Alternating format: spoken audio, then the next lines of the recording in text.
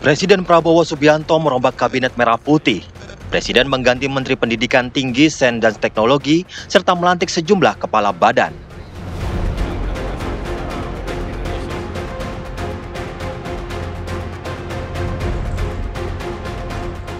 Menteri Perdagangan bersama Direktorat Tindak Pidana Tertentu Bareskrim Polri menyegel SPBU yang sudah beroperasi dari tahun 2005 di Baros, Kota Sukabumi, Jawa Barat.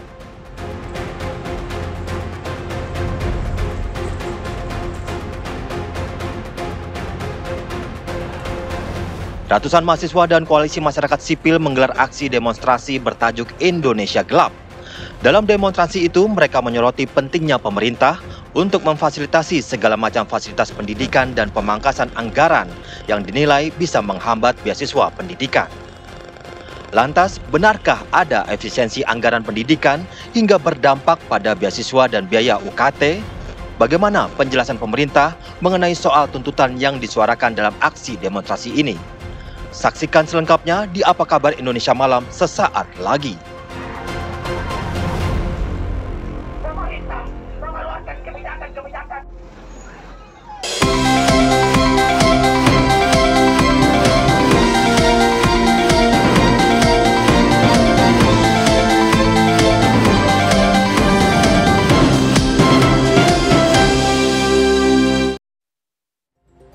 Halo, selamat malam pemirsa. Ratusan mahasiswa dan koalisi masyarakat sipil ini menggelar aksi demonstrasi di Patung Kuda, Jakarta pada hari Senin kemarin. Mereka menyoroti mengenai pemerintah yang kemudian harus memfasilitasi segala macam fasilitas pendidikan dan menilai bahwa efisiensi anggaran dapat menghambat hal tersebut. Lantas benarkah efisiensi anggaran yang tengah diterapkan ini bisa menghambat pengadaan beasiswa maupun juga UKT di bidang pendidikan, dan bagaimana pula respon pemerintah untuk menanggapi tuntutan-tuntutan yang dibawa oleh ratusan mahasiswa ini pemirsa. Kita akan membahasnya malam hari ini di Apa Kabar Indonesia Malam bersama saya Ken Anu. Ya, dan saya Tiara Harahap. Pemirsa, kami juga akan memperbarui informasi kepada Anda di mana kasus penemuan jenazah tanpa kepala di Jombang, Jawa Timur ini telah menemukan titik terang di mana salah satu warga memiliki identitas identik dengan data diri korban. Seluruhnya akan kami hadirkan di Apa Kabar Indonesia Malam untuk Anda.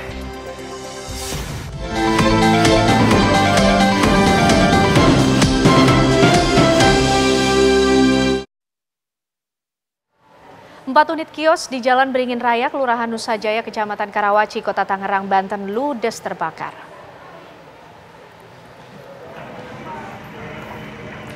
Kebakaran disebabkan dari sambaran gas dari sebuah kios penjual yang sedang menggoreng tahu. Tiupan angin kencang dan banyaknya bahan yang mudah terbakar membuat api dengan cepat menghanguskan seluruh bangunan. Akibatnya pemirsa, 2 orang karyawan pada kios tahu tersebut mengalami luka bakar. Api dapat dipadamkan setelah 2 jam dengan mengerahkan 45 orang personel dan 9 armada pemadam kebakaran Kota Tangerang. Kondisi sementara api sudah mulai melebar jauh. Untuk para mako mohon segera bantuan karena api sudah hampir menyeberang ke wilayah.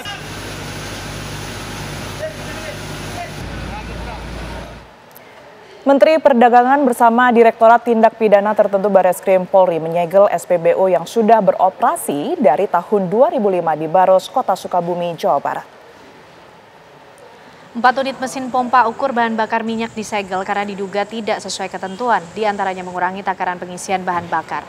Akibat kecurangan ini, pengusaha SPBU tersebut mendapat keuntungan 1,4 miliar per tahunnya. Menteri Perindustrian Budi Santoso mengungkapkan pengawasan dan penegakan hukum untuk melindungi konsumen dalam transaksi perdagangan. Penyegelan SPBU dari aduan masyarakat terkait dengan dugaan pemasangan alat tambahan sehingga mempengaruhi hasil pengukuran saat konsumen mengisi BBM jenis Pertalite, Pertamax, dan Biosolar. Apabila alat menyala, proses penakaran berkurang sekitar 3% atau rata-rata sebanyak 600 ml per 20 liter pengisian.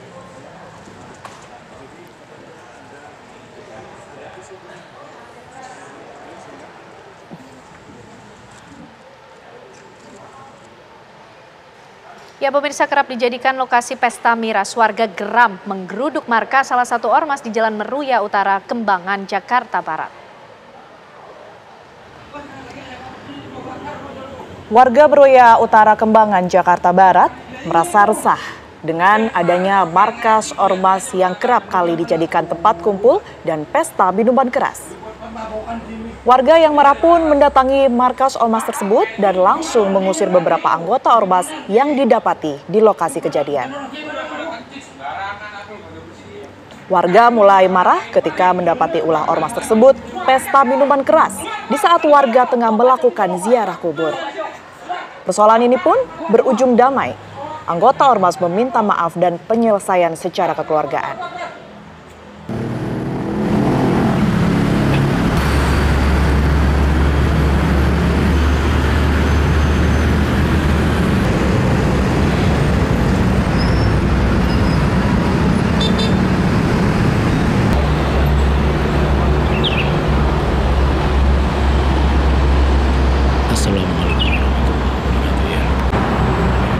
Pemirsa, ulah oknum organisasi masyarakat kian meresahkan. Mereka berkeliaran di kawasan industri dan menekan pelaku usaha. Ya, para pengusaha mengeluh investasi triliunan rupiah kabur dibegal oknum ormas. Lantas, apa solusinya? Masihkah oknum ormas nakal dibiarkan berkeliaran menebar ancaman?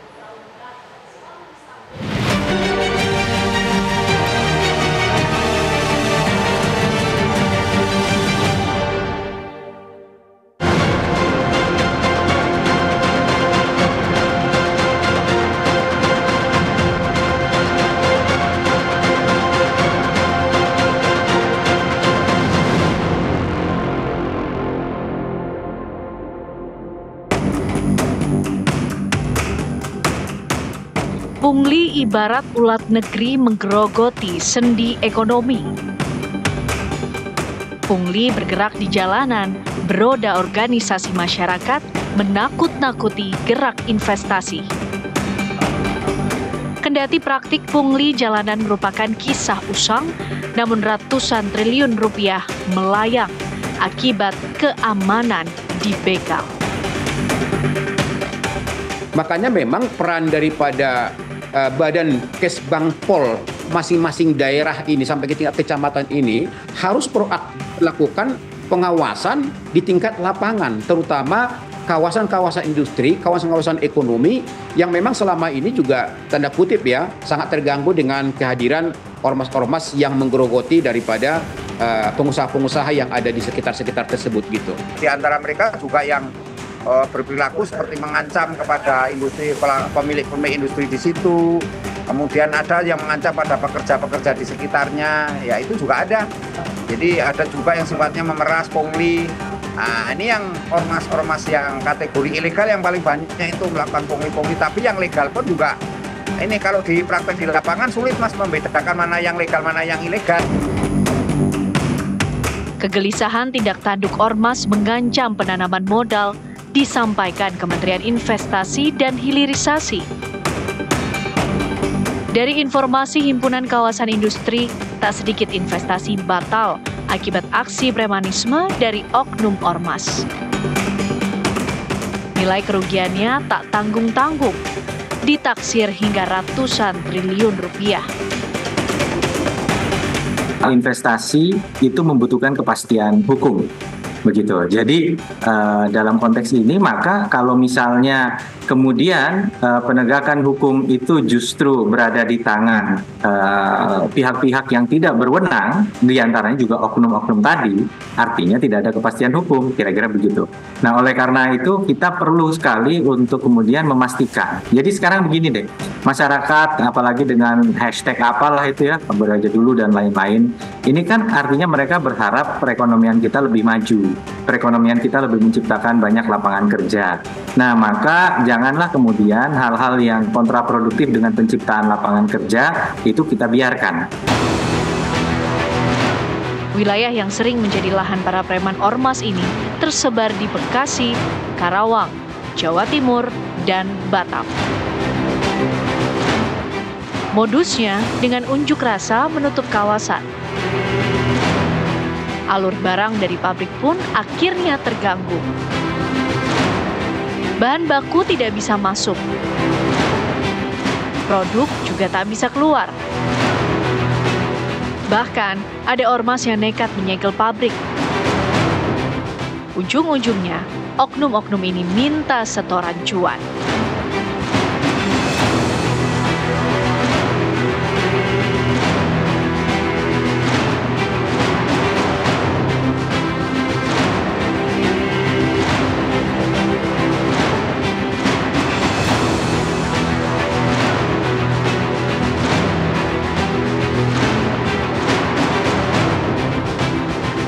Khusus di Jawa Barat, tindakan ormas ini juga sudah pada tahap lampu merah. Investasi di Jabar rugi hingga triliunan rupiah.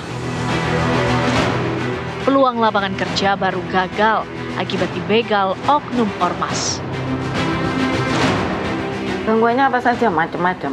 Ada yang misalnya ketika melakukan perekrutan karyawan, maka ormas itu merasa ingin dilibatkan. Ada ketika melakukan pembangunan pabrik, mereka ingin yang menjadi supplier dari material itu. Atau mereka juga meminta menjadi penyedia makan atau jasa catering. Mereka juga ingin untuk melakukan hal-hal seperti pengelolaan limbah. Jawa Barat memiliki banyak sekali potensi dan juga memiliki challenge ya, tantangan dengan adanya begitu banyak pengangguran yang membutuhkan pekerjaan. Jangan sampai ormas-ormas yang mengganggu ini merasa leluasa untuk terus melakukan gangguan terhadap perusahaan-perusahaan ini sehingga membuat para investor jera berinvestasi di Jabar. Sebagai negara demokrasi, keberadaan ormas memang dilindungi secara hukum. Pemerintah tak bisa seenaknya membubarkan ormas yang berbadan hukum. Proses pembubarannya juga memakan waktu dan cukup panjang, kendati ormas itu dinilai sudah merugikan. Lantas, sampai kapan ormas pengganggu ini dibiarkan? Dalam perspektif budaya Sunda, hade gorengku omong, ya kita bicarakan, kita musyawarahkan, ya kita kan negara hukum, restart, kita bukan negara kekuasaan. Ya pada akhirnya kita kembalikan ke hukum, tapi hukum terbaik kan sebetulnya dengan musyawarah. Makanya apabila di pengadilan biasanya hakim memberikan alternatif di awal, silakan para pihak untuk bermusyawarah, ya kan? Jadi kita pahami hukum dalam perspektif filosofis, dalam perspektif kaidah-kaidah, baru teknisnya dalam perspektif norma-norma gitu. Kalau bisa dibicarakan dengan baik, kita bina dengan baik, kita edukasi dengan baik, kenapa tidak? China herang, lokna benang. Kalau itu preman itu dibiarkan oleh masyarakat, tidak dilaporkan kalau dia malak, dibiarkan oleh aparat setempat apabila dia melihat kayak gitu, tapi kalau nggak diviral baru tindak itu dibiarkan oleh pemerintah setempat. Ada praktek-praktek LSM gitu, nggak dibubarkan LSM-nya misalkan gitu. Itu tadi itu faktor utama yang terjadi. Sudah semestinya pemerintah tegas bergerak. Ormas dengan premanismenya tak boleh menjadi parasit ekonomi. Ormas sebenarnya bisa dibina menjadi bagian penting investasi dengan prinsip saling menguntungkan. Saya rasa pengusaha-pengusaha itu kalau melakukan pendekatan dengan cara-cara yang profesional, saya rasa juga akan diterima, bukan dengan cara ancaman dan tekanan dalam hal ini. Makanya mungkin bahwa pembinaan-pembinaan yang dilakukan kepada oknum-oknum ormas ini bukan hanya semata-mata pembinaan-pembinaan dalam arti kata dikumpulkan, dikasih wawasan, tapi bagaimana juga mereka diarahkan menjadi entrepreneurship gitu loh.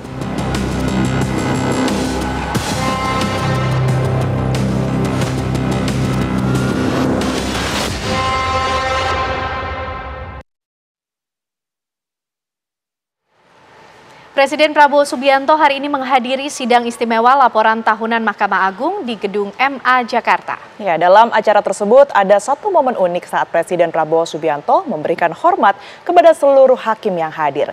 Dalam pidatonya, pemirsa, Presiden meminta hakim untuk berani menegakkan keadilan dan memberantas korupsi.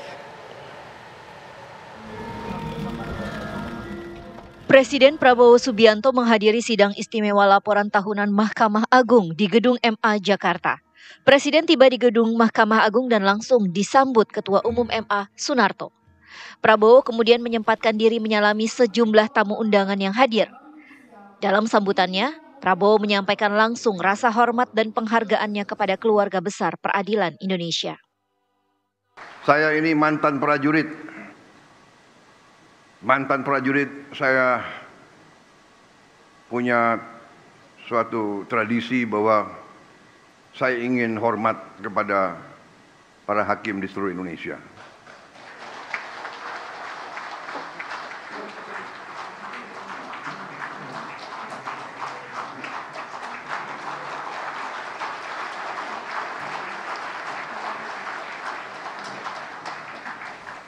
Saya bertekad untuk bekerja sama dengan legislatif.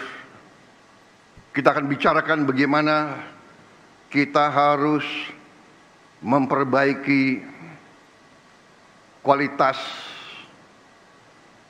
hidup semua hakim Indonesia. Dalam pidato tersebut, Presiden juga menyatakan suatu negara gagal tanpa sistem hukum. Presiden juga meminta hakim untuk berani menegakkan keadilan dan memberantas korupsi. Prabowo menyadari bahwa beban dan tanggung jawab para hakim sangat berat. Untuk itu, ia sangat menghormati dan mendukung sepenuhnya kinerja para hakim yang menjadi tonggak harapan rakyat. Suatu negara tanpa sistem hukum, negara itu gagal. Negara itu tidak bisa berhasil. Negara itu tidak berguna bagi rakyatnya. Kelangsungan hidup sebuah bangsa diantaranya tergantung apakah negara itu bisa menegakkan hukum. Menegakkan hukum. Dan bahwa hukum adalah jaminan keadilan. Dalam pidatonya, Prabowo juga mengingatkan para hakim untuk menjadi tempat bagi rakyat kecil yang mencari keadilan. Laporan tahunan Mahkamah Agung kali ini mengusung tema dengan integritas peradilan berkualitas. Pada hitungan ketiga, 1, 2, 3. Ya, pemirsa, kami tentunya masih akan menghadirkan informasi lainnya di mana Presiden Prabowo Subianto ini merombak Kabinet Merah Putih. Presiden mengganti Menteri Pendidikan Tinggi, Sains dan Teknologi serta melantik sejumlah kepala badan. Kami hadirkan informasinya untuk Anda sesaat lagi.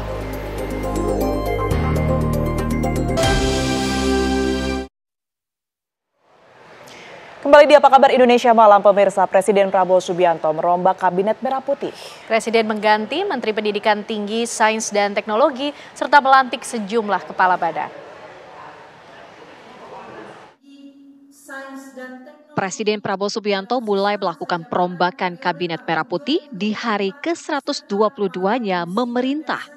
Satu menteri, yakni Satrio Sumantri Brojonegoro yang menjabat sebagai Menteri Pendidikan Tinggi, Sains dan Teknologi, digantikan oleh Profesor Brian Yuliarto.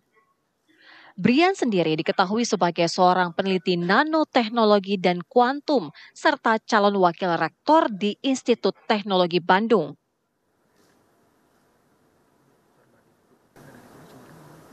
Presiden Prabowo Subianto juga melantik dan mengambil sumpah sejumlah pejabat, antara lain Kepala Badan Pengawasan Keuangan dan Pembangunan BPKP, Muhammad Yusuf Ateh, yang sebelumnya menjabat sebagai pelaksana tugas Kepala BPKP, serta Wakil Kepala BPKP Agustina Arumsari.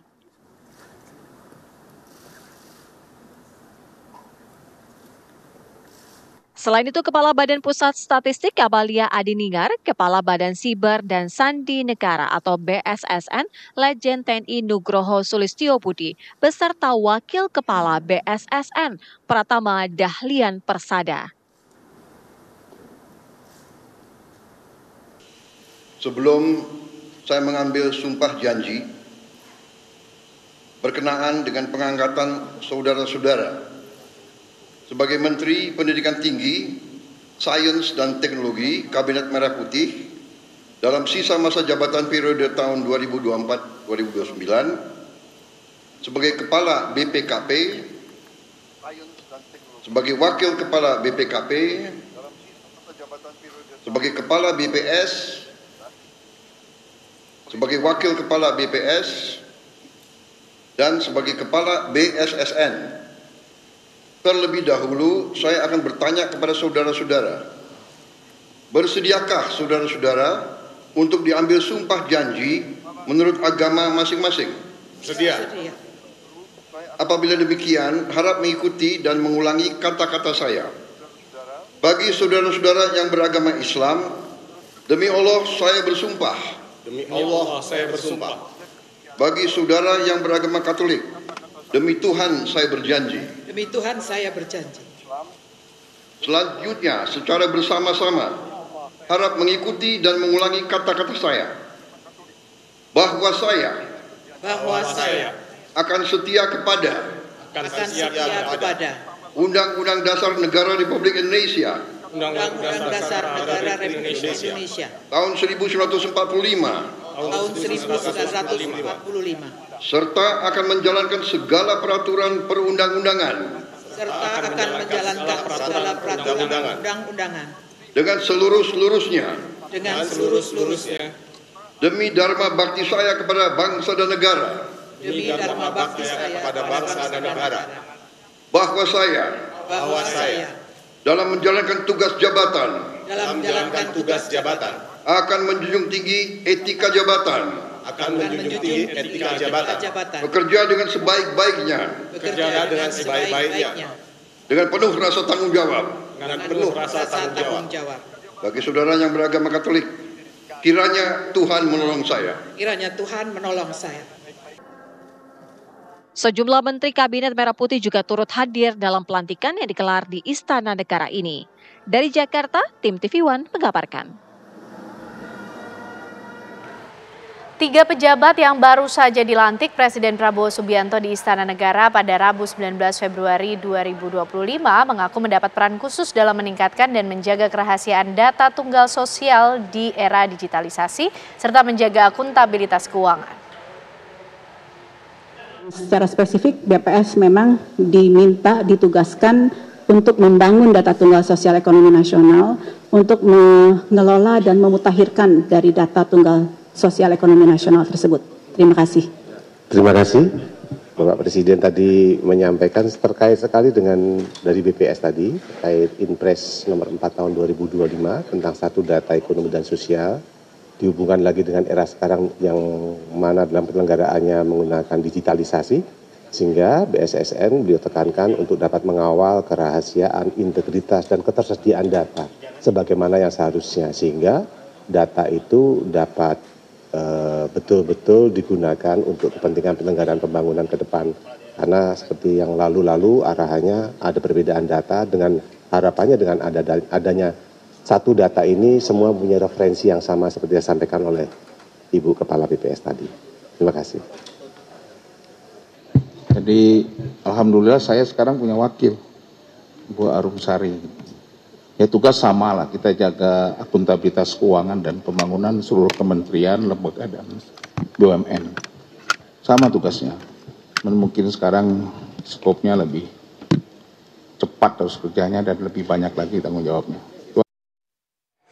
Pemirsa, ratusan mahasiswa dan koalisi masyarakat sipil ini menggelar aksi demonstrasi di Patung Kuda Jakarta pada hari Senin kemarin. Mereka kemudian menggarisbawahi mengenai pemerintah yang harusnya bisa memfasilitasi segala fasilitas pendidikan termasuk beasiswa dan juga biaya UKT. Lalu apakah efisiensi anggaran ini bisa mempengaruhi pemberian beasiswa dan juga biaya UKT tersebut? Lalu bagaimana pula respon pemerintah terhadap poin-poin tuntutan yang dibawa oleh para mahasiswa ini? Pemirsa, kita akan membahasnya di Apa Kabar Indonesia Malam untuk Anda sesaat lagi.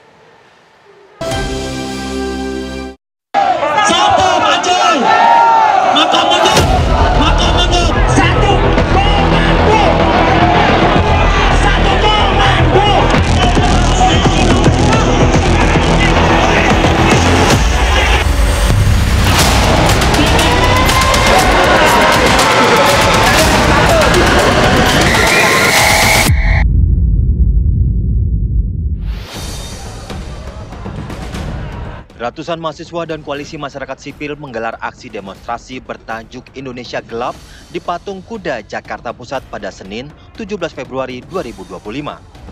Dalam demonstrasi itu mereka menyoroti pentingnya pemerintah untuk memfasilitasi segala macam fasilitas pendidikan dan pemangkasan anggaran yang dinilai bisa menghambat beasiswa pendidikan. Merespon hal ini, Menteri Sekretaris Negara Prasetyo Hadi mempersilahkan mahasiswa untuk memberikan kritik terhadap kebijakan pemerintah. Namun Prasetyo meminta narasi yang digaungkan dalam aksi demonstrasi tidak dibelokkan dari apa yang sebenarnya tengah diperjuangkan oleh pemerintah bagi masyarakat. Tidak betul itu, tidak ada yang berdampak terhadap pendidikan, terutama untuk adik-adik mahasiswa kan. Masalah KIP, kemudian IPI, beasiswa itu tetap semua jalan, LPDP tetap semua jalan. Jadi menyampaikan pendapat nggak ada masalah. Kami pemerintah akan terus menerima masukan, karena bagi kami masukan-masukan itu adalah koreksi juga kepada kami. Saya kira begitu. Tapi apakah ini berarti mengefisiensi anggaran itu tidak akan dicabut untuk tetap dijalankan meski ada demonstrasi? Kan berkali-kali sudah kita jelaskan bahwa semangat efisiensinya ini adalah untuk hal-hal yang sekiranya kurang produktif gitu loh. Tolong sekali lagi ya jangan membelokkan apa yang sebenarnya tidak seperti itu. Lantas benarkah ada efisiensi anggaran pendidikan hingga berdampak pada beasiswa dan biaya UKT? Bagaimana penjelasan pemerintah mengenai soal tuntutan yang disuarakan dalam aksi demonstrasi ini? Apakah kebijakan pemerintah tidak berpihak kepada rakyat dan mahasiswa?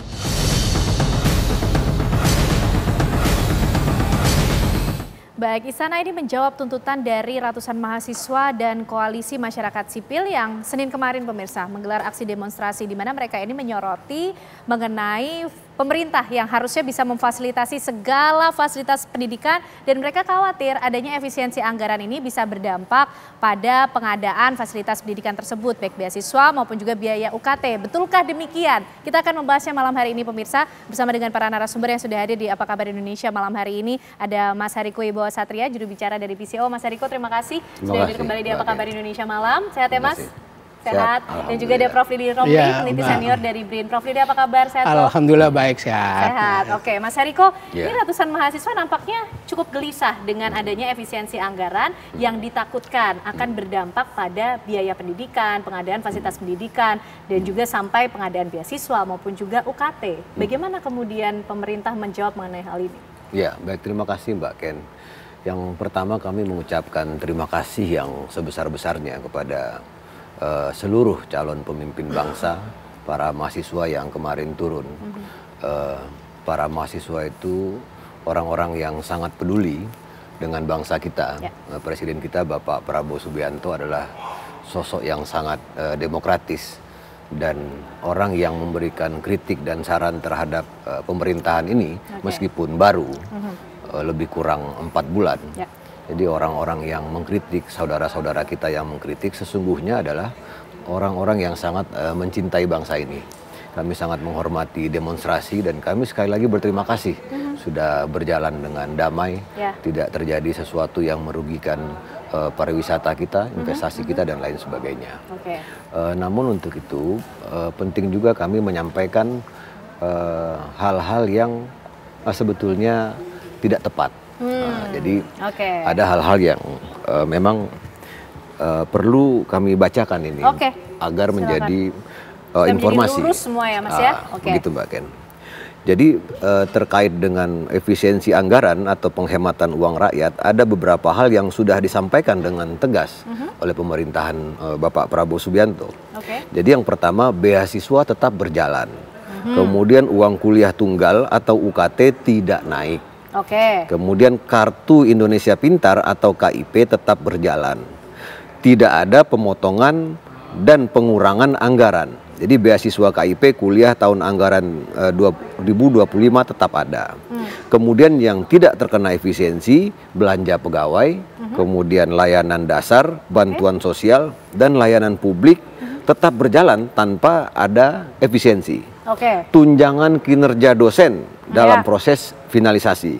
Kemudian pemerintah sedang menyiapkan regulasi agar seluruh dosen mendapatkan tunjangan kinerja secara adil dan merata. Nah ini juga terkait berita mengenai pemutusan hubungan kerja atau PHK honorer. Jadi kami sampaikan tidak ada pemutusan hubungan kerja atau PHK bagi tenaga honorer. THR, kita mau lebaran ini kan, ini tetap ada. Gaji 13 tetap ada. Kemudian makan bergizi gratis tidak menggunakan dana pendidikan, tapi pemerintah telah menyiapkan anggarannya sendiri. Nah, kemudian hari ini juga ada disinformasi, kami tegaskan tidak ada pemberhentian program beasiswa untuk pendidikan dokter, dokter spesialis dan dokter subspesialis. Jadi kami sangat memahami, kadang-kadang begini, ada misalnya informasi yang hoax gitu ya, tidak benar. Ketika informasi ini menyebar, ini sudah dikonsumsi oleh 10.000 orang misalnya, menimbulkan reaksi. Nah, kemudian pelurusan atas informasi ini mungkin menyasar 5.000 orang atau separohnya. Namun kami sekali lagi sangat memahami ketulusan niat baik dari para mahasiswa yang turun aksi kemarin. Sekali lagi mereka sangat peduli dan para mahasiswa itu adalah calon pemimpin bangsa dan proses ini sangat bagus, ada perbaikan, ada kontrol, sehingga sampai hari ini kami tegaskan sekali lagi tidak ada efisiensi ini yang merugikan pelayanan publik, merugikan masyarakat. Nah, karena yang sama-sama kita lihat itu kan penegasannya sebetulnya pada hal-hal yang memang selama ini tidak bermanfaat.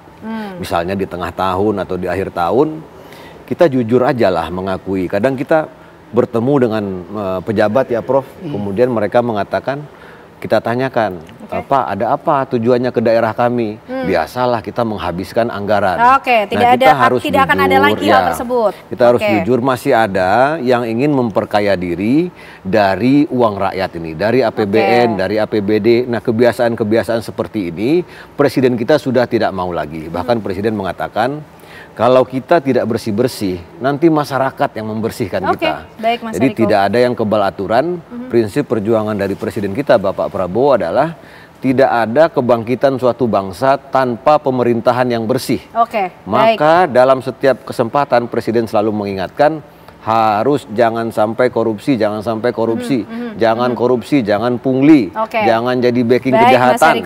Itu selalu disampaikan oleh Presiden. Itu penjelasan dari istana lah ya, dari pemerintah. Tapi Prof Lili melihatnya seperti apa? Kalau tadi Mas Riko bilang ini ada disinformasi sehingga muncul reaksi dari ratusan mahasiswa begitu Prof. Karena di beberapa poin tuntutannya setidaknya ada 13 poin, tapi ada 3 yang kemudian bersinggungan dengan pendidikan. Seperti yang pertama, ciptakan pendidikan gratis ilmiah dan demokratis serta batalkan pemangkasan anggaran pendidikan. Kalau Prof Lili melihat kenapa kemudian sampai ada disinformasi seperti ini sehingga muncul kegelisahan dari masyarakat, dari mahasiswa sampai mereka bergerak cukup masif, Prof? Iya, ini pertama sebelum menjawab Mbak Kanya, kan mahasiswa dan juga masyarakat ketika dilaksanakan pemilihan presiden, terpilih pemimpin baru, kan ada harapan. Harapan yang besar akan memberikan perubahan yang lebih baik, baik buat masyarakat maupun publik. Ekspektasinya begitu tinggi. Nah, namun harapan itu ternyata muncul kekecewaan, dampak dari efisiensi anggaran yang memang simpang siur. Nah ya, salah satu ya menyasarnya adalah tentang efisiensi anggaran pendidikan. Di sana dipotong terkait dengan UKT, beasiswa dan lain sebagainya, sehingga publik kemudian bereaksi, termasuk mahasiswa. Nah, mahasiswa kan sebagai kekuatan moral, gitu. Jadi bukan hanya urusan kepentingan sendiri, tapi untuk kepentingan juga masa depan. Nah, mestinya Mas Riko kan, ketika ada gerakan-gerakan ingin mahasiswa demonstrasi, Menteri Pendidikan, Rektor memberikan klarifikasi, tidak ada itu UKT naik itu, tidak ada beasiswa di stop itu, kan seperti itu. Jadi ini tidak ada yang meredam dulu. Belum ada yang meredam. Mahasiswa langsung bergerak. Itu. Jadi saya melihat nih segala sesuatu kok diresponnya langsung oleh istana gitu ya. Nah, ada apa sih sebenarnya nih komunikasi antara istana dengan menteri-menteri? Nah, apakah kemudian sesungguhnya memang tadinya ada pemotongan itu, Mas Riko, ada tuh pemotongan itu, tetapi setelah ada respon demo Indonesia Gelap, kemudian dikaji kembali, ya seperti yang situ kan no viral no justice ya gitu, jangan-jangan begitu. Nah, yang jelas memang ini saya kira kita memberikan apresiasi lah kepada pihak istana yang merespon baik adanya demo ini. bahwa kritik merupakan bagian dari demokrasi dan nggak apa-apa itu melakukan demo-demo asal tidak dibelokkan. Saya setuju, jangan dibelokkan. Fokus kepada kritik kebijakan-kebijakan itu untuk memperbaiki. Dan saya kira memang sekarang problemnya Mas Hariko memang sosialisasi kepada masyarakat tentang efisiensi anggaran ini. Karena emang di masyarakat itu simpang siur sekali. Ya gitu. Apalagi memang masyarakat kan termakan oleh hoax itu gitu. Nah, kalau seperti ini penjelasannya, saya kira mahasiswa akan bisa menerima oh ternyata UKT tidak akan naik, ternyata beasiswa akan berjalan. Nah, gitu. Nah, kita tunggu apakah betul, karena memang UKT itu setiap tahun naik gitu. Dan memang kebijakannya itu supaya tidak ada demo, mahasiswa baru UKT itu dinaikkan, mahasiswa lama tetap, mahasiswa baru UKT naik selalu itu. Nah mungkin ini saya kira memang perlu diredam agar penerimaan mahasiswa baru ini UKT tidak naik. Baik, menarik nih. Kita masih ingin tahu karena betul tidak sih Mas bisa dijamin bahwa memang pendidikan ini tidak terkena efisiensi supaya tenang semuanya ya Prof ya. Kita akan membahasnya lebih lanjut pemirsa untuk Anda di Apa Kabar Indonesia Malam. Usai jeda kami kembali.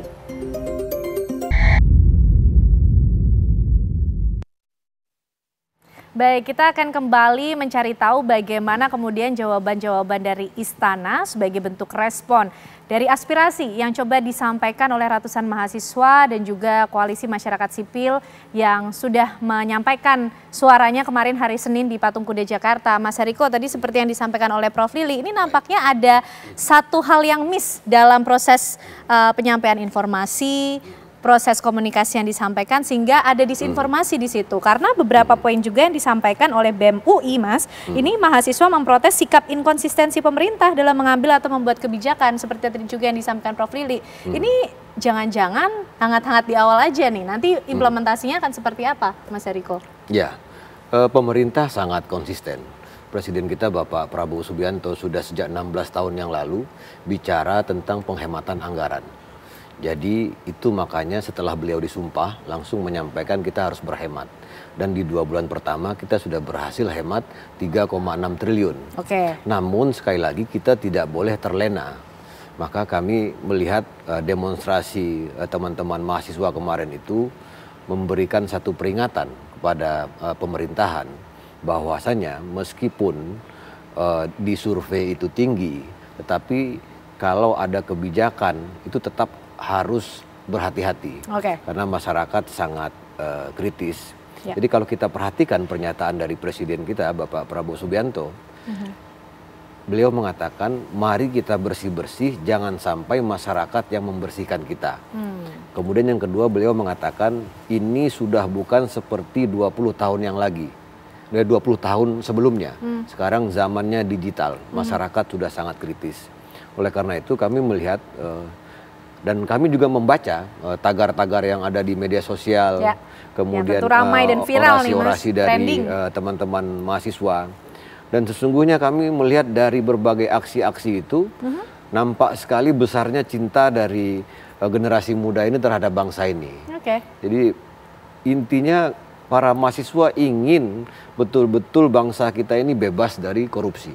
Kemudian tidak ingin uang-uang rakyat baik di APBN sebesar lebih kurang 3.600 triliun atau pengelolaan APBD ada 1.300 triliun ini digunakan untuk memperkaya para pejabat. Jadi tidak ada kebencian sesungguhnya yang kita lihat dari orasi-orasi para mahasiswa. Karena kami sangat memahami itu prosesnya panjang sebelum turun ke lapangan. Ada proses pengumpulan isu, ada diskusi, bukan tanpa dasar menulis rilis, kemudian mereka datang ke lapangan juga tidak dibayar, berorasi, berkeringat, kemudian cari makanan sendiri, iuran, patungan. Kami sangat menghormati proses ini. Intinya Presiden kita Bapak Prabowo Subianto adalah sosok yang sangat demokratis. Ini negara demokrasi. Beliau sendiri pernah mengatakan kalah sekali, maju lagi, dirikan partai politik, ikuti semua jalur-jalur prosedur politik. Kemudian terpilih. Jadi Presiden kita juga pernah di luar pemerintahan, beliau juga memberikan kritik dan saran. Tetapi ketika berada dalam pemerintahan, Presiden kita Pak Prabowo adalah orang yang sangat taat dan patuh kepada pimpinan. Jadi kita sangat memahami segala proses ini. Sekali lagi Pak Prabowo orang yang dari bawah ya, dari orang biasa, kemudian mendirikan partai politik, kalah dan menang. Jadi beliau sangat menghormati hak asasi manusia dan kebebasan berpendapat. Artinya mengenai rencana yang akan dilakukannya kembali aksi esok hari, karena yang menjadi landasan mereka menilai belum ada respon dari pihak pemerintah, dari pihak istana begitu. Itu tidak betul juga karena sudah ada pembahasan untuk menindaklanjuti apa yang disampaikan oleh para mahasiswa, kritik-kritik yang membangun tersebut, termasuk kalau kita menyoal Mas, poin berikutnya adalah mahasiswa meminta pemerintah mencairkan tunjangan dosen dan tenaga pendidik tanpa ada pemotongan ataupun hambatan akibat birokrasi. Bagaimana kemudian juga istana merespon ini? Ya, seperti yang kami sampaikan tadi, kami melihat tagar-tagar yang disampaikan oleh mahasiswa, membaca press release yang ditulis oleh mahasiswa. Jadi kita tidak boleh hanya membaca apa yang kita sukai. Jadi kita juga membaca apa yang menjadi protes dari mahasiswa. Dan kami meyakini kalau teman kita, saudara-saudara kita, para mahasiswa juga membuka media sosial, PCO RI, kantor komunikasi kepresidenan, membuka media sosial kantor staf presiden, Kementerian Keuangan, kemudian sekretariat kabinet. Semuanya sudah sangat jelas di situ, Presiden kita menjelaskan. Namun yang kita sangat khawatirkan adalah kalau kita mengalami satu situasi kita hanya mendengar apa yang disampaikan oleh teman-teman kita di grup WA tertutup. Nah ini yang sangat berbahaya sekali. Nah, yang kita inginkan adalah kita dengarkan apa yang disampaikan oleh mahasiswa, karena itu sangat bagus sekali. Kemudian para mahasiswa juga mendengarkan penjelasan-penjelasan dari pemerintah sehingga kontrolnya sempurna.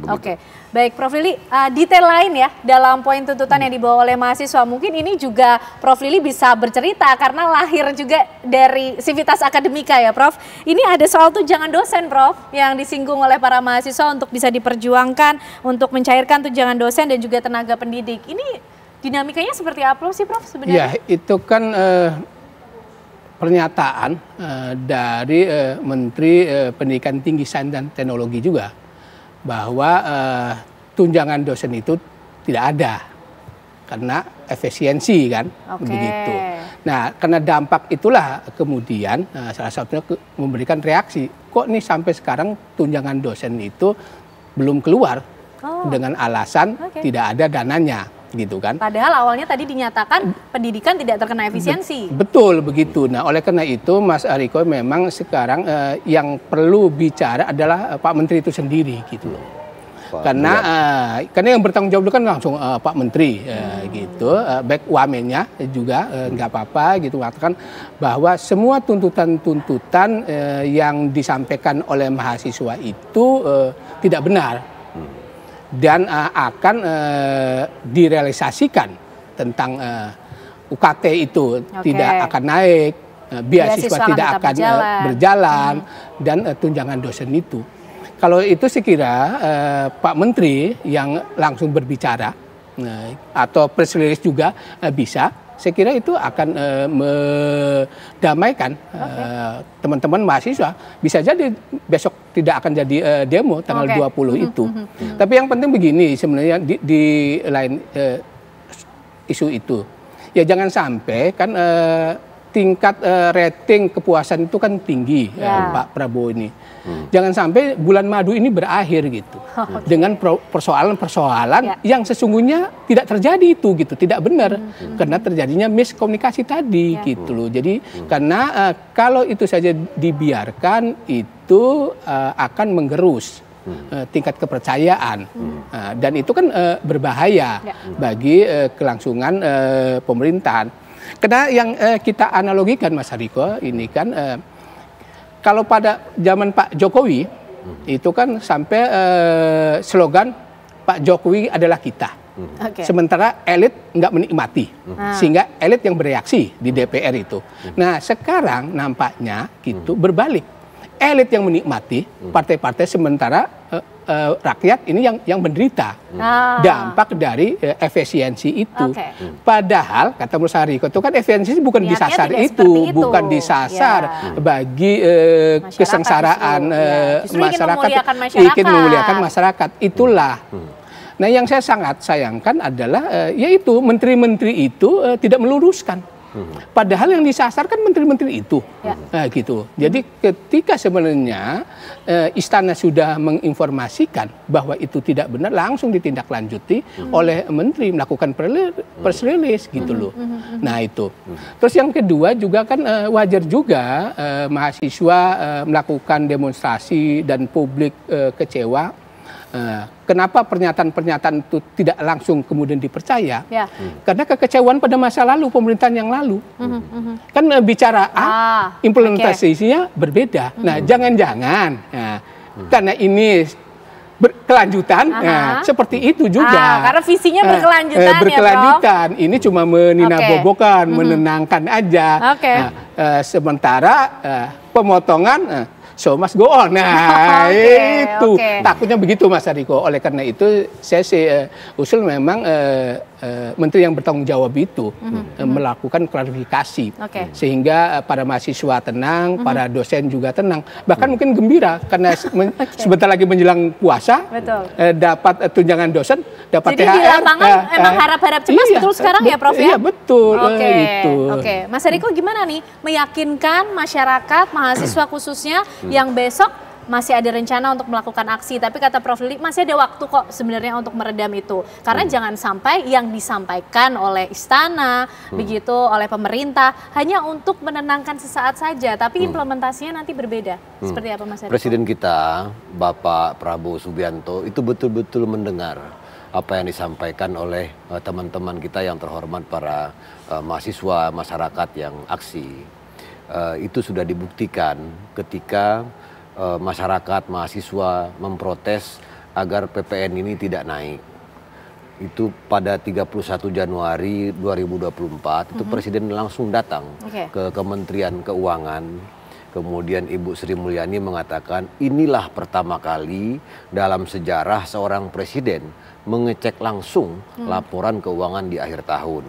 Kemudian Presiden intinya tidak ingin membebani masyarakat. Kemudian Presiden Prabowo mengumumkan bahwasannya kenaikan PPN ini hanya untuk barang dan jasa yang mewah. Padahal kalau PPN itu dinaikkan, potensi pemerintah mendapatkan uang sebesar 75 triliun. Tetapi itu tidak dinaikkan karena khawatir masyarakat ini terbebani. Dan kalau mau jujur Mbak Ken ngerasain gak sih kenaikan PPN ini? Kan enggak, itu kan betul-betul untuk barang dan jasa yang mewah. Sama kayak harga gabah itu. Jadi ketika Presiden mengatakan siapa yang mempersulit petani, mencekik petani, saya bisa jadi yang mencekik dia. Dan hari ini harga gabah kering sudah 6.500. Jadi Presiden tidak main-main terkait dengan agar masyarakat ini tidak terbebani. Itu prinsip utama dari Presiden kita Bapak Prabowo Subianto. Tetapi kritik dan saran kalau ingin disampaikan oleh teman-teman mahasiswa tentunya kami tidak ada masalah. Yang penting sekali lagi kita ini negara yang sangat demokratis. Namun juga kita harus berhati-hati kalau ada upaya adu domba, kemudian kerusuhan yang kita tidak inginkan. Sekali lagi kita ini yang akan justru menimbulkan kita harus berhati-hati. semakin besar lagi. Menyampaikan imbauan kepada teman-teman yang di lapangan sekali lagi agar berhati-hati. Terus kritik kami sampaikan masukan dan perbaikan untuk pemerintah. Baik. Jadi pemerintah Presiden Prabowo Subianto terbuka untuk kritik yang terus membangun. Sangat terbuka. Belum pernah intinya Presiden itu bahkan di masa beliau jadi Menhan juga tidak ada. Baik, yang termasuk dilaporkan ke polisi. Termasuk kita sudah mendengar Prof respon langsung dari istana menjamin bahwa biaya pendidikan tidak terkena efisiensi ya, Mas Ariko ya. Itu ada aturannya. Ada 20%. Aturannya. Dan program-program dari pemerintahan kita sesungguhnya sangat fokus dalam bidang pendidikan. Ya. Ada renovasi sekolah, ada perbaikan toilet, perbaikan ruang kelas, kemudian juga makan bergizi gratis, kemudian juga penguatan sumber daya manusia, cek kesehatan gratis, banyak sekali. Jadi banyak sebetulnya tagar-tagar yang sangat terang, sangat menyala, sangat membuat kita optimis gitu loh. Namun kami juga tidak menghalang-halangi ketika ada teman-teman ingin membuat tagar Indonesia gelap, itu bagian dari aspirasi yang juga harus kita dengar. Terima kasih intinya kepada seluruh calon penerus kejayaan bangsa Indonesia yang sudah turun ke jalan para mahasiswa. Kita nantikan komitmen dan konsistensi dari pemerintah di bawah kepemimpinan Presiden Prabowo Subianto menyikapi mengenai isu pendidikan yang menjadi concern ratusan mahasiswa, beasiswa, UKT, tunjangan dosen. Ya Prof. Lili, kita nantikan bagaimana kemudian pembuktian yang akan diberikan. Terima kasih Mas Hariko, terima kasih Prof. Lili malam hari ini sudah berdiskusi bersama kami di Apa Kabar Indonesia Malam. Pemirsa, tentunya kami masih akan hadir untuk Anda dengan informasi dari proses pembongkaran pagar laut yang membentang ini di Bekasi, di perairan Tarumajaya, Kabupaten Bekasi, Jawa Barat yang terus dikerjakan. Sesaat lagi kami hadirkan untuk Anda.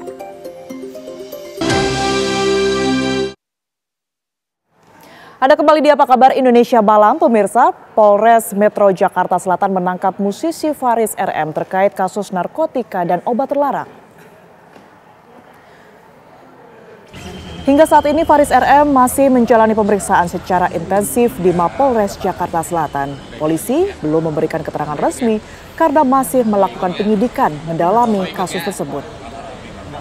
Ini bukan kali pertama pemirsa musisi pelantun lagu Sakura tersebut tersandung kasus narkoba. Pada tahun 2007, Faris RM pernah ditangkap polisi di Radio Dalam Jakarta Selatan. Dengan barang bukti berupa 1,5 linting ganja seberat 5 gram yang disembunyikan di dalam bungkus rokok.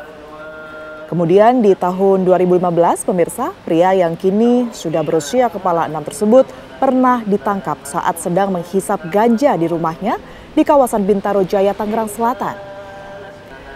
Dan pada tahun 2018 kembali berurusan dengan polisi karena didapati 2 paket plastik lip yang diduga sabu, 9 butir alprazolam, 2 butir dumolit dan alat hisap sabu di rumahnya.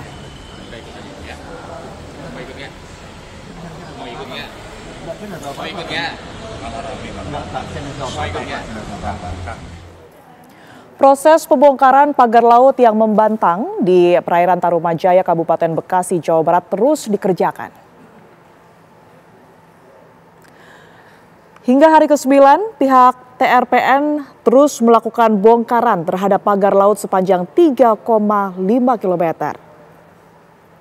Pembongkaran dilakukan dari muka laut dengan menerjunkan 1 unit alat berat dan belasan pegawai. Dalam proses pembongkaran pagar laut yang dilakukan pihak perusahaan ini juga terus dalam pengawasan sejumlah petugas dari KKP. Proses pembongkaran ini kembali dilanjutkan oleh pihak perusahaan setelah sempat terhenti sementara selama 1 hari pada Kamis pekan lalu.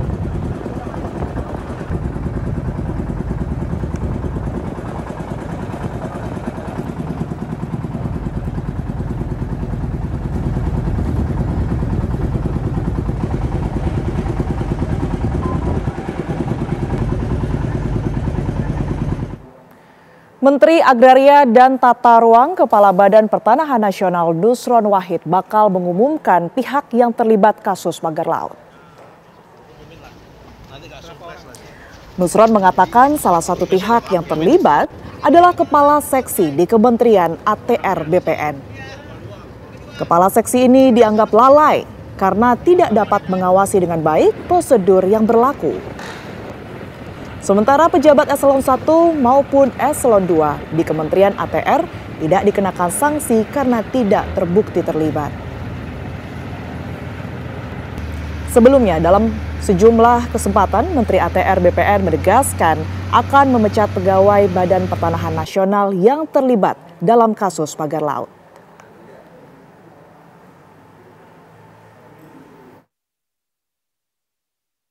Yang dari kalangan bawah ya, maksudnya yang pegawai-pegawai bawah. Kenapa pegawai yang atasnya eselon 1, kedua itu nggak dilibatkan? Ya memang nggak terlibat gimana? Untuk pengawasannya gimana kan dari mereka? Loh, enggak, kan kemarin gitu. Udah aku sampaikan di sini kan, kalau untuk PTSL itu penanggung jawabnya itu tim adjudikasi. Ya kan, cuma ini kita libatkan sanksinya sampai level kepala seksi, karena kepala seksi yang bagian pengukuran kenapa nggak mengkontrol itu gitu. Oh, berarti yang kena kepala seksinya nih terus? Ya sampai level itu. Bareskrim Polri menetapkan Kepala Desa Kohot Arsin beserta 3 orang lainnya pemirsa sebagai tersangka dalam kasus dugaan pemalsuan surat izin di lahan pagar laut di Tangerang. Ketiga tersangka lainnya yakni Sekretaris Desa Kohot Ujang Karta serta 2 penerima kuasa berinisial SP dan CE. Setelah melakukan gelar perkara dan pemeriksaan, Bareskrim Polri menetapkan 4 orang tersangka dalam kasus pagar laut Tangerang, yakni Kepala Desa Kohot Arsin, Sekretaris Desa Kohot Ujang Karta, serta 2 penerima kuasa berinisial SP dan CE. Sebelumnya, Bareskrim telah menyelesaikan proses penyidikan perkara pada 14 Februari 2025. Saat ini penyidik telah menyita sejumlah barang bukti yang diduga digunakan untuk melakukan pemalsuan surat izin. Dari penggeledahan kantor Kelurahan Kohot dan rumah Kepala Desa Kohot Arsin, polisi mengamankan 1 buah printer, 1 unit komputer, stempel Sekretariat Desa Kohot, hingga sejumlah kertas yang diduga digunakan sebagai bahan pembuatan warka atau surat perizinan lahan pagar laut Tangerang.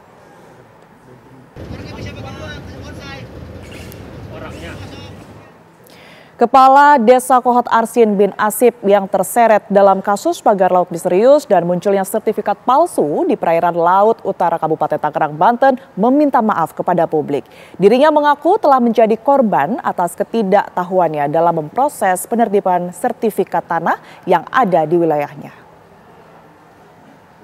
Maupun jabatan saya selaku kepala desa atas kegaduhan yang terjadi di Desa Kohot, situasi tersebut tidaklah kita harapkan. Oleh karenanya pada kesempatan ini dengan kerendahan hati saya ingin menyampaikan permohonan maaf saya yang terdalam khusus kepada warga Desa Kohot dan serta seluruh warga negara Indonesia yang ikut serta mengamati, menginvestasi dari kegaduhan yang ada. Dalam kesempatan ini ingin saya sampaikan bahwa saya juga adalah korban dari perbuatan yang dilakukan oleh pihak lain. Tentunya ini terjadi akibat dari kekurangan pengetahuan dan tidak hati-hatian yang saya dapat lakukan pelayanan publik di Desa Kohot. Evaluasi akan dilakukan agar hal-hal buruk dalam pelayanan masyarakat Desa Kohot di kemudian hari tidak terulang lagi. Ya pemirsa, kasus penemuan mayat tanpa kepala di Jombang, Jawa Timur mulai ada titik terang. Kepala desa menemukan kemiripan identitas korban dengan salah satu warga yang kemudian ini datanya telah disimpan oleh pihak kepolisian. Identitas korban mutilasi di saluran irigasi di Desa Duku Harum, Kecamatan Megaluh, Jombang, tanggal 12 Februari 2025 lalu ini memiliki kemiripan pemirsa. Ya, informasi tersebut akan kami hadirkan usai jeda. Pemirsa, tetaplah bersama kami di Apa Kabar Indonesia Malam. Pemirsa, kasus penemuan mayat tanpa kepala di Jombang, Jawa Timur mulai ada titik terang. Kepala desa menemukan kemiripan identitas korban dengan salah satu warganya. Identitas korban mutilasi di saluran irigasi Desa Duku Harum, Kecamatan Megaluh, Jombang, tanggal 12 Februari 2025 lalu memiliki kemiripan dengan warga Desa Jatirejo yang bernama Agus Soleh. Hal tersebut disampaikan oleh Arifah, Kepala Desa Jatirejo. Bahkan Kepala Desa juga sempat mendampingi keluarga Agus Soleh untuk tes DNA pada hari Selasa lalu. Saat ini motor dan ponsel milik Agus Soleh pun telah diamankan pihak kepolisian guna penyelidikan lebih lanjut.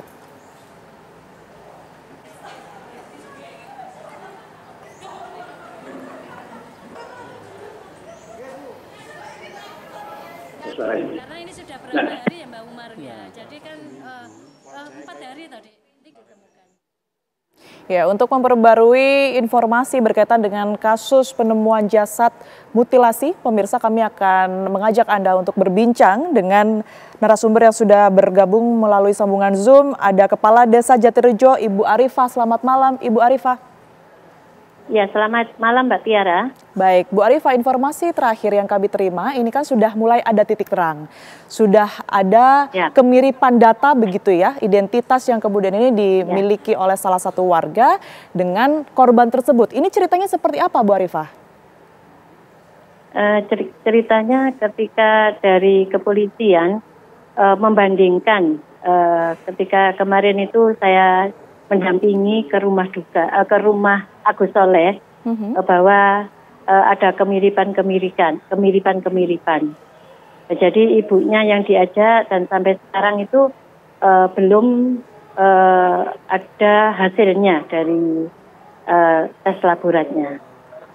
Baik, tapi untuk korban yang kemudian ini diduga bernama Agus Soleh ini memang warga Bu Arifah kah atau seperti apa? Betul. Betul, warga desa Jatirejo, Jalan Ibrahim, Gang 1, RT 1, RW 3. Sebelum kemudian ditemukan jasad tersebut ya Bu Arifah, ini memang ada laporan kehilangan kah berkaitan dengan Agus Soleh ini yang sempat diterima oleh pihak desa begitu? Iya betul, memang dari keluarga cerita kalau Agus Soleh itu tidak pulang beberapa hari yang lalu, mulai tanggal hari Selasa kalau nggak salah. Hari Sabtu malam terakhir dia tidak pulang. Baik, setelah itu upaya apa Bu yang sempat dilakukan oleh Anda sebagai kepala desa dan juga keluarga mungkin ya untuk mencari korban ini sebelumnya? Ya, untuk mencari korban tanya ke laporan ke sana kemari, ke temannya juga melalui telepon ya waktu itu, dan sampai dibantu juga dari kepolisian, Mbak Tiara. Baik Bu, informasinya ada satu orang yang kemudian ini diamankan. Ini informasinya apakah juga warga Jatirejo kah atau bagaimana Bu Arifah? Bukan, kurang tahu itu saya Mbak Tiara. Yang diamankan itu saya kurang tahu. Yang jelas saya hanya mendampingi kakak dari Agus Soleh. Baik, terakhir tapi informasinya Bu, apakah memang ada permasalahan yang sempat Anda dengar mungkin berkaitan dengan korban ini sebelum kejadian Bu Arifah? Tidak ada, tidak tahu sama sekali dan saya tidak tahu sama sekali ya. Hanya tahu dari kepala dusun waktu itu bahwa yang namanya Agus Soleh tidak pulang gitu aja.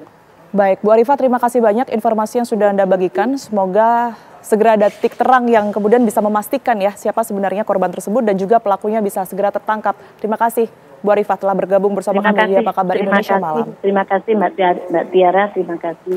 Selamat malam. Kita ke informasi lainnya pemirsa, 2 bocah ditemukan tewas di dalam kolam kubangan yang digenangi air sedalam 1 meter lebih di areal kebun sawit Kabupaten Labuhan Batu, Sumatera Utara.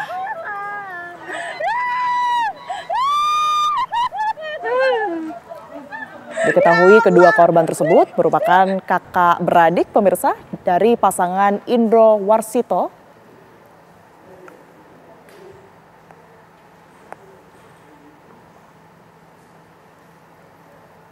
yang kemudian ini ditemukan di dalam kubangan di Kabupaten Labuhan Batu, Sumatera Utara. Keduanya diajak sang ibu ke area perkebunan sawit untuk mencari pelepah sawit untuk dijadikan sapu lidi. Namun ketika sang ibu sedang asik mencari pelepah, sang anak tidak di tempat. Namun ibu korban melihat mainan korban mengambang di atas kubangan. Warga yang mengetahui hal tersebut pun membantu mencari korban ke dalam kubangan. Hingga akhirnya korban ditemukan sudah tidak bernyawa.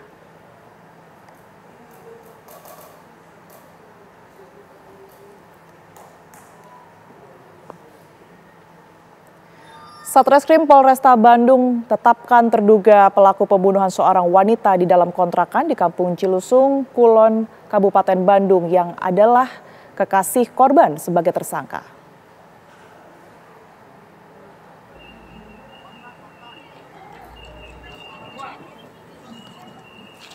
Ya, tersangka mengaku nekat, pemirsa, menghabisi korban, begitu, yang kemudian saat ini sudah diperiksa oleh pihak kepolisian, dan ia pun mengaku lantaran korban ini menolak menggugurkan kandungannya yang sudah berusia 4 bulan. Korban dibunuh sadis oleh pelaku dengan 25 luka tusukan. Di lokasi pembunuhan, selain korban, polisi menemukan 1 janin berusia 4 bulan. Selain menetapkan tersangka, polisi pun berhasil mengamankan sejumlah barang bukti kejahatan tersangka berupa 1 buah pisau dapur, 1 unit motor, dan 1 baju korban. Tersangka kini dijerat Undang-Undang Pembunuhan Berencana dengan ancaman hukuman mati atau maksimal seumur hidup kurungan penjara.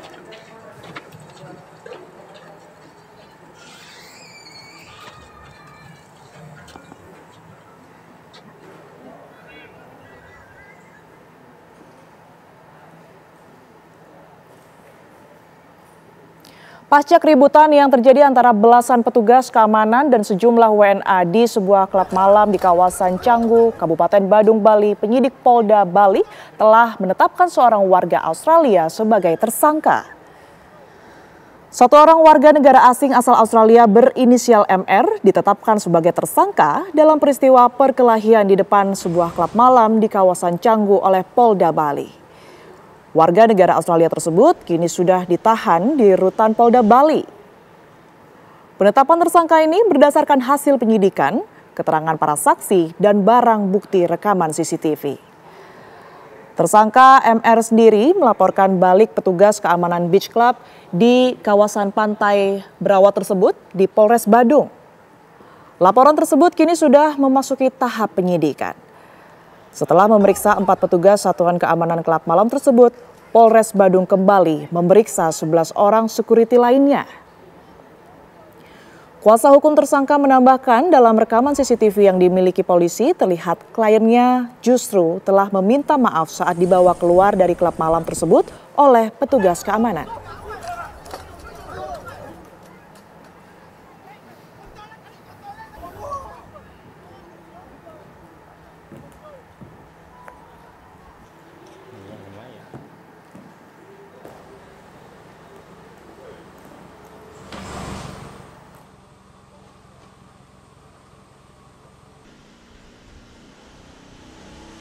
Pemirsa, 8 orang siswa sekolah dasar negeri di Kecamatan Tebing Tinggi, Kabupaten Empat Lawang, Sumatera Selatan dilarikan ke rumah sakit lantaran mengalami sakit perut dan muntah-muntah sesaat setelah makan bergizi gratis. Menurut salah seorang guru di SDN 8, saat makan bergizi gratis dibagikan, mereka melihat ulat kecil jenis belatung di sejumlah tempat makan. Mengetahui hal ini, para guru langsung mengambil tindakan membatalkan siswa untuk menikmati makanan bergizi gratis. Namun sayangnya di SD Negeri 7, para siswa telah lebih dulu menikmati makanan bergizi gratis tersebut hingga akhirnya 8 siswa mengalami sakit perut hingga muntah-muntah. Jajaran Polres Empat Lawang yang mendapat laporan langsung turun ke lokasi dapur dan menghentikan sementara aktivitas dapur. Kini kasus ini masih dalam penyelidikan pihak kepolisian.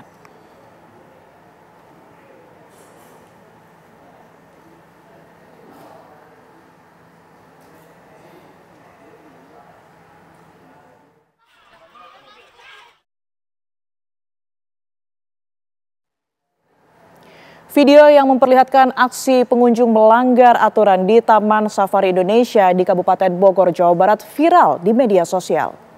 Ya, pasalnya pengunjung tersebut, pemirsa, ini turun dari mobil meskipun ada papan peringatan yang terpasang jelas. Pihak Taman Safari Indonesia menyatakan telah mengetahui identitas para pengunjung tersebut.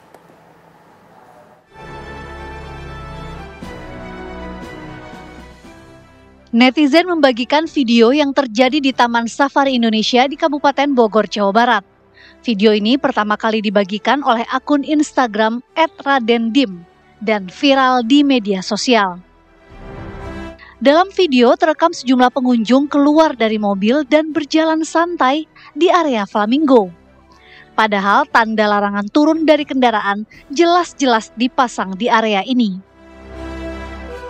Bukan hanya ibu-ibu, anak-anak pun juga ikutan berjalan-jalan di area yang dilarang ini. Para pengunjung dinilai mengabaikan peringatan yang sudah dibuat oleh pengelola. Pihak Taman Safari Indonesia menyatakan meski lokasi tempat para pengunjung itu turun dari mobil merupakan area satwa yang tidak berbahaya, namun seharusnya para pengunjung menaati aturan yang dibuat pengelola. Memang benar itu kejadiannya di Taman Safari Bogor. Dan kita juga sudah berkomunikasi dengan pengunggahnya, dan juga kita sudah mencari atau mendalami siapa itu pengunjungnya, nomor teleponnya di mana, dari daerah mana, plat nomornya ada, dia membeli tiket di mana, itu juga sudah kita ketahui seperti itu. Ibu itu warga mana sih, Pak? Warga dari Jawa Barat bagian selatan, Sukabumi ya. Sukabumi ya. Jadi itu yang bisa kita klarifikasi, dan juga kita juga sudah berkoordinasi juga dengan tim legal pusat maupun dari TSI sendiri bahwa kita memblacklist, ya benar ya Pak, memblacklist pengunjung tersebut untuk berkunjung lagi ke Taman Safari.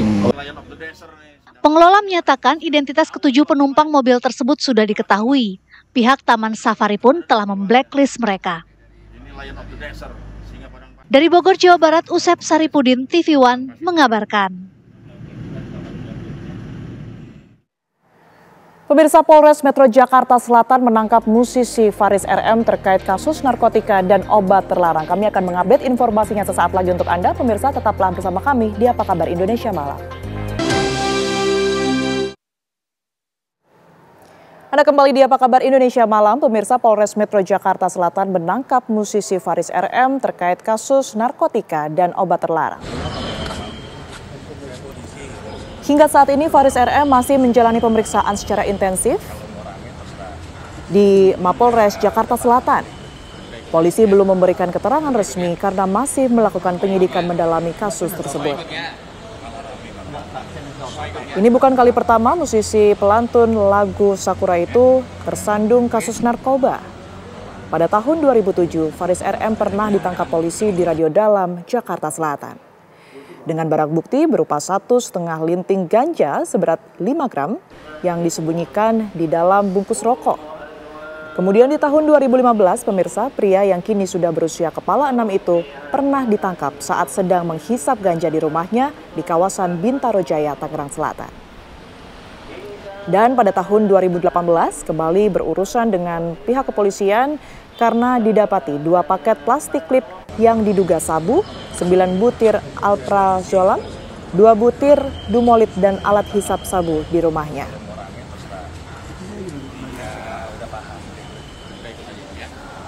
Mau ikutnya?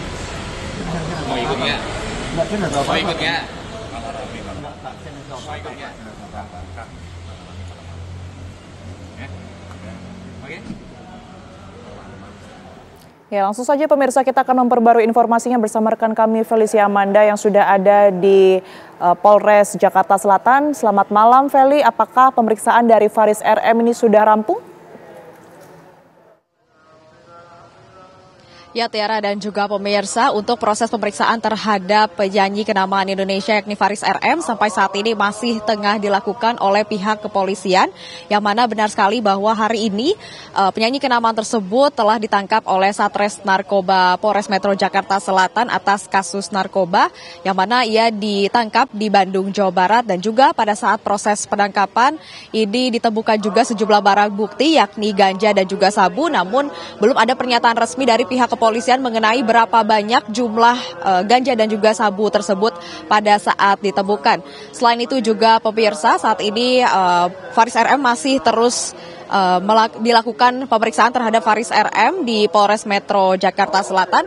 Dan tadi menurut keterangan dari Kasat Res Narkoba Polres Metro Jakarta Selatan yakni AKBP Andri Kurniawan mengatakan bahwa selain Faris RM ada juga satu orang lagi yang juga ditangkap oleh pihak kepolisian, namun ia belum membeberkan mengenai identitas orang tersebut sehingga sampai saat ini kami masih menunggu informasinya karena masih dalam proses pendalaman. Dan pemirsa, sedikit informasi bahwa penangkapan Faris RM hari ini merupakan penangkapan yang keempat, yang mana pada penangkapan pertama ini dilakukan pada tanggal 28 Oktober 2007 atas kasus yang sama yakni kasus narkoba, yang mana ia ditemukan di Jalan Radio Dalam Jakarta Selatan dan juga menjalani proses hukuman penjara selama 4 bulan. Kemudian pada tahun 2015 ia juga kembali ditangkap atas kasus yang sama yakni kasus narkoba, yang mana pada tahun tersebut juga ditangkap atau disita barang bukti sebanyak 1,5 liting ganja seberat 5 gram yang disimpan dalam bungkus rokok, dan pada saat itu ia menjalani hukuman selama 6 bulan penjara. Dan yang ketiga yakni yang terakhir ini pada tanggal 24 Agustus 2018 ia juga ditemukan oleh pihak kepolisian dengan sejumlah barang bukti yakni 2 paket plastik klip diduga sabu, kemudian ada 9 butir alprazolam, 2 butir dumolit, dan juga alat isap sabu, yang mana pada saat itu ia kemudian melakukan proses rehabilitasi di Pusat Pengadilan BNN Lido Bogor. Dan sampai saat ini pemirsa, kami masih terus menunggu informasi terbaru dari pihak kepolisian, khususnya dari Satres Narkoba Polres Metro Jakarta Selatan mengenai proses penangkapan dan juga pemeriksaan terhadap penyanyi atau pelantun lagu Sakura tersebut. Demikian Tiara, saya kembalikan lagi kepada Anda di studio. Feli, apakah Anda melihat ada pendampingan yang kemudian berada di sana dari pihak Faris RM, mungkin keluarga ataupun juga kerabat, dan apakah mereka mungkin menyampaikan statement kepada awak media, Feli? Ya Tiara, sampai saat ini kami di sini pihak media belum bertemu atau belum melihat adanya pendamping dari Faris RM sendiri, baik itu dari pihak keluarga maupun dari rekan-rekannya. Dan memang karena Faris RM sendiri masih dalam proses pemeriksaan di dalam oleh pihak kepolisian, sehingga kami belum bisa memastikan siapa saja yang mendampingi dirinya pada saat proses pemeriksaan, maupun di sini kami juga belum melihat dan juga belum bertemu dengan pihak keluarga maupun kerabat yang mengunjungi Faris RM pada hari ini di Polres Metro Jakarta Selatan. Demikian Tiara. Anda melaporkan langsung dari Polres Jakarta Selatan. Kita akan tunggu bersama seperti apa kemudian ini hasil dari pemeriksaan Faris RM berkaitan dengan dugaan kasus penggunaan obat terlarang. Terima kasih, Feli. Pemirsa, ratusan pekerja di gedung Pasaraya Blok M Jakarta Selatan berhamburan keluar halaman gedung setelah muncul peringatan bahaya Rabu siang. Api menyala di salah satu ruangan yang berada di lantai 7 panel AC outdoor. Ratusan pekerja berhamburan dan berkumpul di halaman gedung. Petugas pemadam langsung memasuki gedung menuju titik api. Api berhasil dipadamkan setelah menerjunkan 8 unit mobil pemadam serta 27 personil pemadam kebakaran.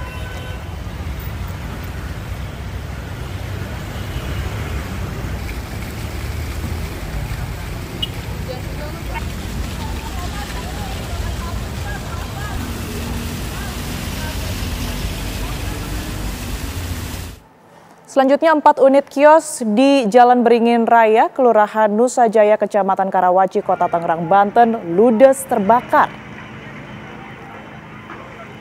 Kebakaran disebabkan dari sambaran gas dari sebuah kios penjual yang sedang menggoreng tahu.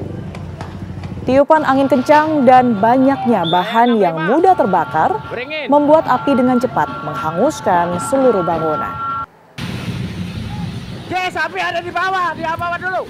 Akibatnya pemirsa, 2 orang karyawan pada kios tahu tersebut mengalami luka bakar. Api dapat dipadamkan setelah 2 jam dengan mengerahkan 45 orang personil dan 9 armada pemadam kebakaran Kota Tangerang. Karena api sudah hampir menyeberang ke wilayah.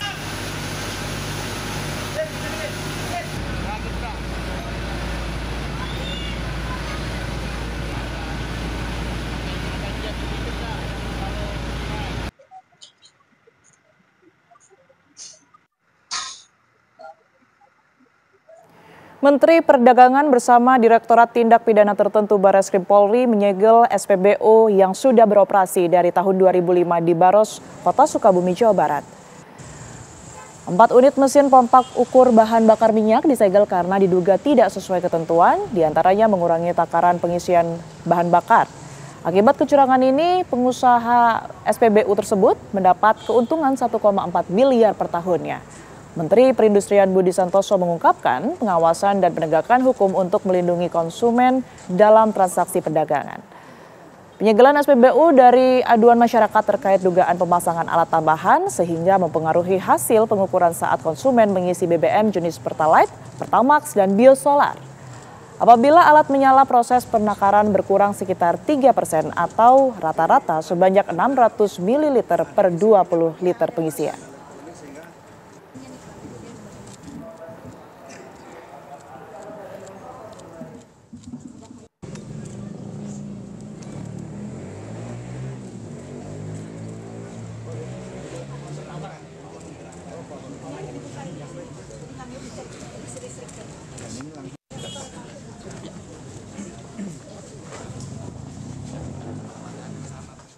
Kerap dijadikan lokasi pesta miras, warga geram menggeruduk markas salah satu ormas di Jalan Meruya Utara, Kembangan, Jakarta Barat. Warga Meruya Utara, Kembangan, Jakarta Barat merasa resah pemirsa dengan adanya markas ormas yang kerap kali dijadikan tempat kumpul dan pesta minuman keras. Warga yang marah pun mendatangi markas ormas itu dan langsung mengusir beberapa anggota ormas yang didapati di lokasi kejadian. Warga mulai marah ketika mendapati ulah ormas tersebut pesta minuman keras di saat warga tengah melakukan ziarah kubur. Persoalan ini pun berujung damai, anggota ormas meminta maaf dan penyelesaian secara kekeluargaan.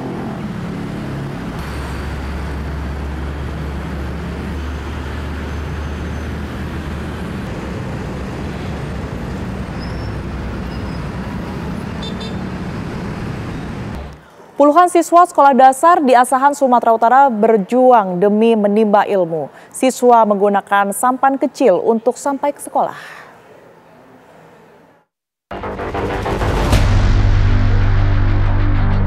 Viral sebuah sampan kecil menyusuri sungai menuju madrasah ibtidaiyah swasta. Namun saat hujan turun, sampan mogok di Dusun 17, Labuhan Baru, Desa Seipaham, Asahan, Sumatera Utara. Kondisi inilah yang dialami para siswa sehari-hari.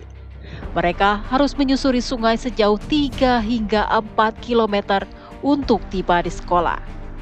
Sedikitnya ada 30 siswa yang setiap hari menggunakan sampan ini.